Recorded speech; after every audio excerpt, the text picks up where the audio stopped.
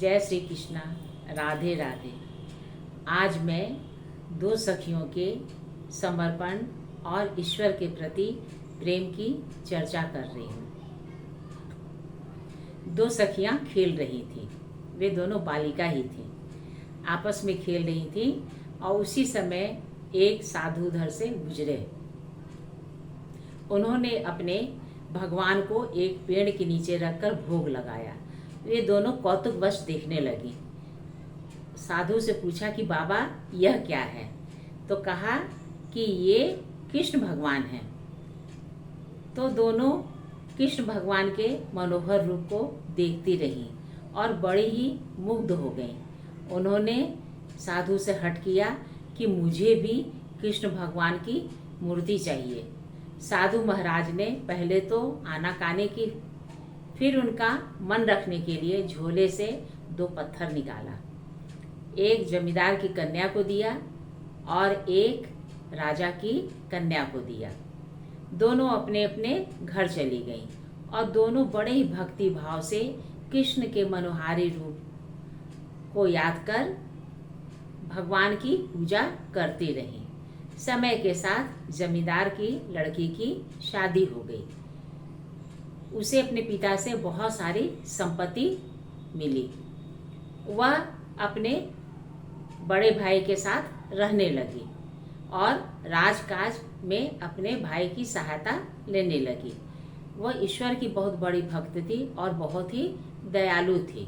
वह सब काम बड़े ही नियम से करती थी और छोटे भाई के पास वह बहुत ही कम जाती थी, क्योंकि छोटा भाई उसका नास्तिक था और अन्य प्रजाओं को बहुत ही परेशान करता था।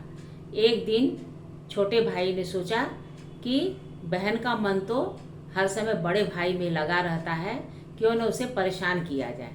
उसने एक दिन रात में बहुत सारे चोरों और लुटेरों के साथ उसके घर पर धावा किया और उसकी संपत्ति लूट कर ले गए और साथ ही साथ उसके ठाकुर जी को भी लूट कर ले गए। जब सुबह हुई तो सबने देखा ठाकुर जी गायब हैं, बहुत सारी धन संपत्ति भी गायब है। लोगों से पता चल गया कि यह छोटे भाई की करतूत है। अब बहन बेचारी बहुत परेशान हुई। बड़ा भाई भी भक्त था, इसलिए उसने कहा कि जाने दो, जैसी प्रभु की इच्छा। उसने ऐसा कृत्य किया है, उसे हृदय से माफ कर देना चाहिए। अब बहन ने तो माफ कर दिया, लेकिन वह ठाकुर जी की पूजा किए बिना रह ही नहीं सकती थी, क्योंकि वह उसका नित्य प्रति का यह नियम था कि पहले वह भोग लगाती थी ठाकुर जी को, तभी खाती थी। अब वह ठाकुर जी के बिना कैसे भोजन करे? 2-3 दिन बीत गए। वह बहुत ही बीमार पड़ गई।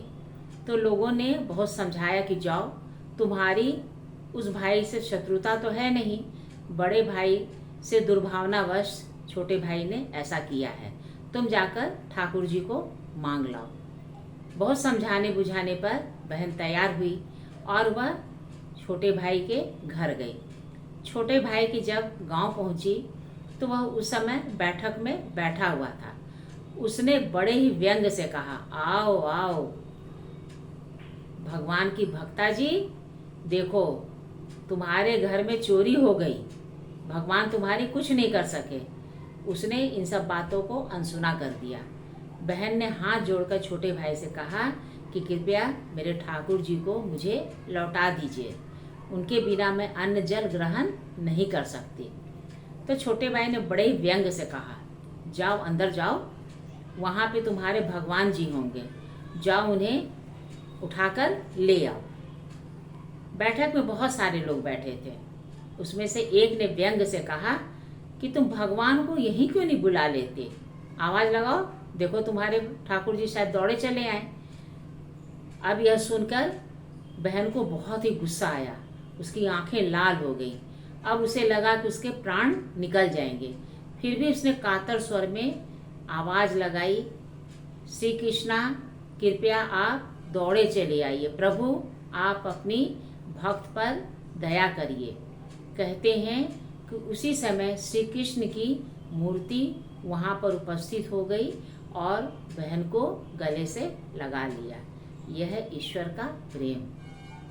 आप ईश्वर को अगर हृदय से पुकारिए तो आपकी पुकार सुनकर अवश्य ही दौड़े चले आएंगे। कहिए आपको यह कहानी कैसी लगी? अगर अच्छी लगी हो तो कृपया लाइक और सब्सक्राइब कर दिएगा। नमस्कार।